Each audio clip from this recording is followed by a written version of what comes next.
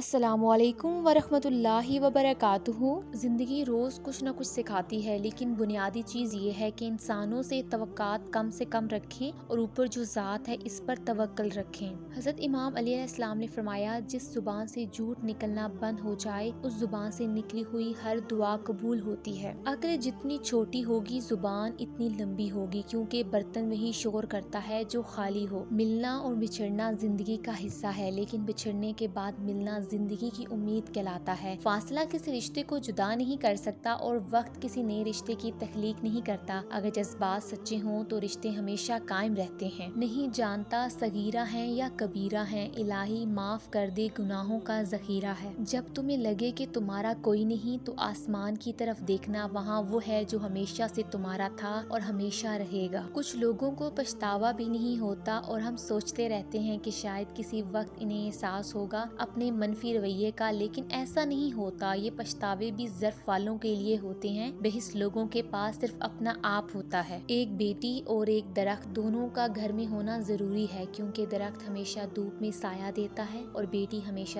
درد میں ساتھ دیتی ہے۔ لقمان حکیم سے پوچھا گیا، کیا زندگی میں موت سے تلخ لمحہ بھی کوئی ہو سکتا ہے؟ فرمایا، جب کوئی صاحب ظرف کسی کم ظرف کا محتاج ہو جائے۔ عورتوں کو امیروں سے شادی کا لالچ اور مردوں کو حسن کا لالچ لے ڈوبا، دینداری کو سب نے پیچھے چھوڑ دیا۔ حضرت امام حسین علیہ السلام نے فرمایا، انسان موت سے بچنے کی کوشش کرتا ہے، جہنم سے بچنے کی نہیں، حالانکہ وہ جہنم سے بچ سکتا ہے، موت سے نہیں۔ اپنے نقصان پر ہرگز غم زدہ نہ ہوا کریں، کیونکہ اللہ آپ سے اس وقت تک کچھ واپس نہیں لیتا جب تک اس سے بہتر آپ کو عطا نہ کرے۔